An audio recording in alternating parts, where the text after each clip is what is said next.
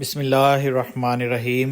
خلاصہ خطبہ جمعہ سیدنا امیر المومنین حضرت مرزا مسرور احمد خلیفۃ المسیح الخامس ایدہ اللہ تعالی بنصر العزیز فرمودہ 15 دسمبر 2023 بمطابق 15 فتح 1402 ہجری شمسی بمقام مسجد مبارک اسلام آباد ٹیل فورڈ سرے UK۔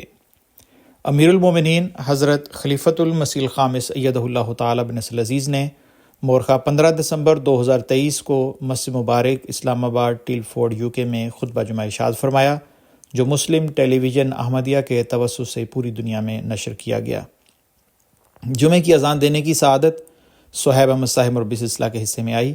تشہد تعوذ اور سورۃ الفاتحہ کی تلاوت کے بعد حضور انور ایدہ اللہ تعالی بنصر العزیز نے فرمایا، حضرت صلی اللہ علیہ وسلم کی سیرت کے حوالے سے غزوہ احد کا ذکر ہو رہا تھا، جس کی مزید تفصیل اس طرح ہے کہ رسول اللہ صلی اللہ علیہ وسلم نے میدان احد میں جب پڑاؤ فرمایا تو مسلمانوں کی فوج کے عقب میں ایک طرف سے احد کا پہاڑ تھا، جس کی وجہ سے مسلمان فوج پشت کے حملے سے محفوظ ہو گئی تھی۔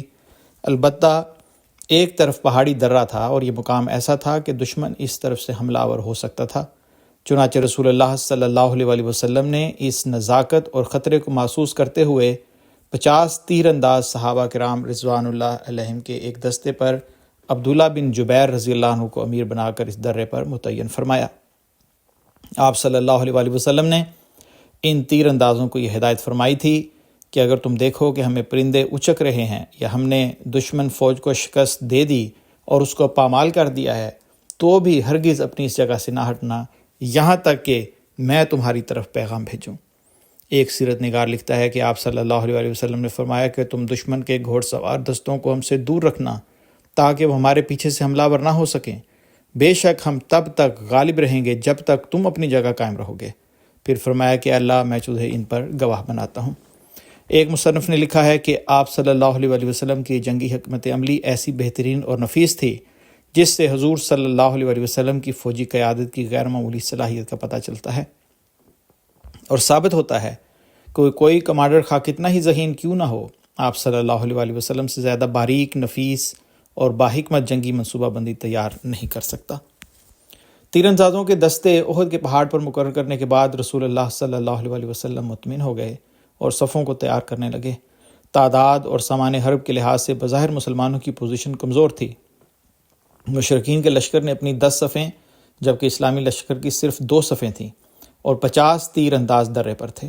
رسول اللہ صلی اللہ علیہ وسلم خشوع و خضوع اور عز و نیاز کے ساتھ خدا تعالیٰ کے حضور دعائیں مانگ رہے تھے۔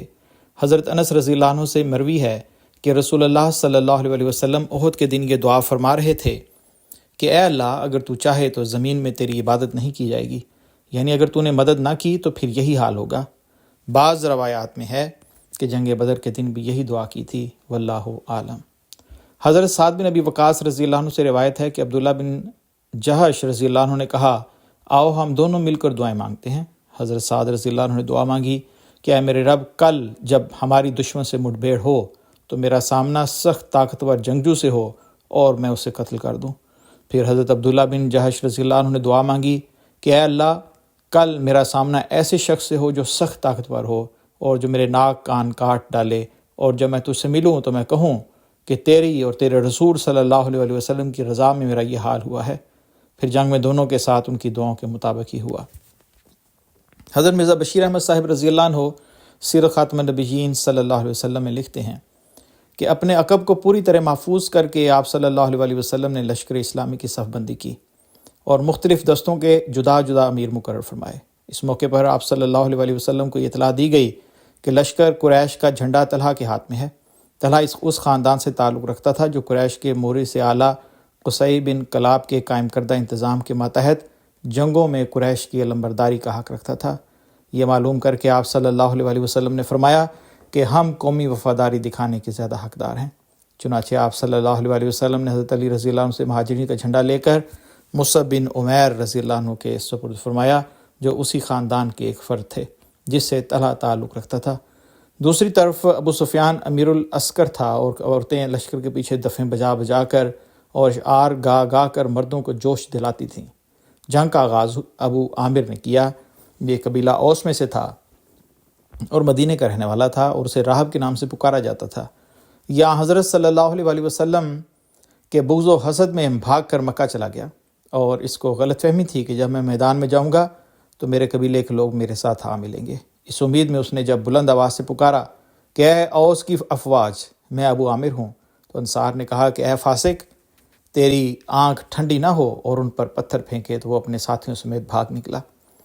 حضرت مرزا بشیر احمد صاحب رضی اللہ عنہ اس کی تفصیل میں لکھتے ہیں کہ ابو عامر اور اس کے ساتھیوں کے بھاگنے کے نظارے کو دیکھ کر قریش کا علمبردار طلحہ بڑے جوش کی حالت میں آگے بڑھا اور بڑے متکبرانہ لہجے میں مبارزہ طلبی کی۔ حضرت علی رضی اللہ عنہ آگے بڑھے اور 2-4 ہاتھ میں طلحہ کو کاٹ کر رکھ دیا۔ اس کے بعد قریش کی طرف سے تقریباً 9 شخصوں نے باری باری اپنے قومی جھنڈے کو اپنے ہاتھ میں لیا، مگر سارے کے سارے باری باری مسلمانوں کے ہاتھوں قتل ہوئے۔ مشہور انگریز مورخ سر ولیم میور لکھتا ہے کہ مسلمانوں کے خطرناک حملوں کے سامنے مکی لشکر کے پاؤں اکھڑنے لگ گئے۔ قریش نے کئی دفعہ یہ کوشش کی کہ اسلامی فوج کے بائیں طرف عقب سے ہو کر حملہ کریں، مگر ہر دفعہ ان کو ان 50 تیر اندازوں کے تیر کھا کر پیچھے ہٹنا پڑا جو محمد صلی اللہ علیہ وسلم نے وہاں خاص طور پر متعین کیے ہوئے تھے۔ مسلمانوں کی طرف سے احد کے میدان میں بھی وہی شجاعت و مردانگی اور موت و خطر سے وہی بے پرواہی دکھائی گئی جو بدر کے موقع پر انہوں نے دکھائی تھی۔ جب اپنی خود کے ساتھ سرخ رومال باندھے ابو دجانہ رضی اللہ عنہ ان پر حملہ کرتا تھا تو اس تلوار کے ساتھ جو اسے محمد صلی اللہ علیہ وسلم نے دی تھی، چاروں طرف گویا موت بکھیرتا جاتا تھا۔ حمزہ رضی اللہ عنہ اپنے سر پر شتر مرغ کے پروں کی کلگی لہراتا ہوا ہر جگہ نمایاں نظر آتا تھا۔ علی رضی اللہ عنہ اپنے لمبے اور سفید پھریرے کے ساتھ، زبیر رضی اللہ عنہ اپنی شوخ رنگ کی چمکتی زرد پگڑی کے ساتھ جہاں بھی جاتے تھے دشمن کے واسطے موت و پریشانی کا پیغام اپنے ساتھ لے جاتے تھے۔ یہ وہ نظارے ہیں جہاں بعد کی اسلامی فتوحات کے ہیرو تربیت پذیر ہوئے۔ حضرت مصلح موعود رضی اللہ عنہ نے بیان کیا ہے کہ لڑائی ہوئی اور اللہ تعالیٰ کی مدد اور نصرت سے تھوڑی ہی دیر میں 650 مسلمانوں کے مقابلے میں 3000 مکے کا تجربہ کار سپاہی سر پر پاؤں رکھ کر بھاگا۔ اس موقع پر درے پر موجود مسلمانوں نے سمجھا کہ آپ صلی اللہ علیہ وسلم نے جو کچھ فرمایا تھا صرف تاکید کے لیے فرمایا تھا، ورنہ آپ صلی اللہ علیہ وسلم کی مراد یہ نہیں ہو سکتی تھی کہ دشمن بھاگ بھی جائے تو یہاں کھڑے رہو۔ اس لیے انہوں نے درہ چھوڑ دیا اور میدان جنگ میں کود پڑے۔ اس نافرمانی کی وجہ سے پھر بعد میں جو نتائج ظاہر ہوئے ان کا بھی آئندہ ذکر ہوگا۔ ابو دجانہ رضی اللہ عنہ کی تلوار کے بارے میں حضرت انس رضی اللہ عنہ روایت کرتے ہیں کہ رسول اللہ صلی اللہ علیہ وسلم نے احد کے دن ایک تلوار پکڑی اور فرمایا کہ اسے مجھ سے کون لے گا؟ حضرت ابو دجانہ رضی اللہ عنہ نے پوچھا کہ اس کا حق کیا ہے؟ آپ صلی اللہ علیہ وسلم نے فرمایا کہ اس سے کسی مسلمان کو قتل نہ کرنا اور کسی کافر سے نہ بھاگنا اور ڈٹ کر مقابلہ کرنا۔ انہوں نے تلوار لی اور مشرکوں کے سر پھاڑ دیے اور اس کا حق ادا کر دیا۔ حضرت مرزا بشیر احمد صاحب رضی اللہ عنہ لکھتے ہیں کہ حضرت صلی اللہ علیہ وسلم کی تلوار لینے کے سب سے زیادہ خواہش مند زبیر رضی اللہ عنہ تھے، لیکن جب حضرت صلی اللہ علیہ وسلم نے تلوار ابو دجانہ رضی اللہ عنہ کو دی تو انہوں نے عہد کیا کہ وہ دیکھیں گے کہ ابو دجانہ رضی اللہ عنہ اس تلوار کے ساتھ کیا کرتا ہے۔ چنانچہ وہ کہتے ہیں کہ ابو دجانہ رضی اللہ عنہ تلوار لے کر مشرکین کی صفوں میں گھس کر موت بکھیرتے ہوئے لشکر کے دوسرے کنارے پر پہنچ گئے جہاں قریش کی عورتیں کھڑی تھیں۔ ہند زوجہ ابو سفیان ان کے سامنے آئی اور بڑے زور سے چیخ مار کر اپنے مردوں کو مدد کے لیے بلایا، لیکن کوئی اس کی مدد کو نہ آیا۔ ابو دجانہ رضی اللہ عنہ نے اپنی تلوار نیچے کر لی اور وہاں سے ہٹ آئے، اور بعد میں زبیر رضی اللہ عنہ کے پوچھنے پر بتایا کہ میرا دل اس بات پر تیار نہیں ہوا کہ رسول اللہ صلی اللہ علیہ وسلم کی تلوار ایک عورت پر چلاؤں، اور عورت بھی وہ جس کے ساتھ کوئی مرد محافظ نہیں۔ حضرت مصلح موعود رضی اللہ عنہ تحریر فرماتے ہیں کہ آپ صلی اللہ علیہ وسلم ہمیشہ عورتوں کے احترام کی تعلیم دیتے تھے، جس کی وجہ سے کفار کی عورتیں زیادہ دلیری سے مسلمانوں کو نقصان پہنچانے کی کوشش کرتی تھیں، مگر پھر بھی مسلمان ان باتوں کو برداشت کرتے چلے جاتے تھے۔ بس یہ ہیں اسلامی جنگوں کے اصول۔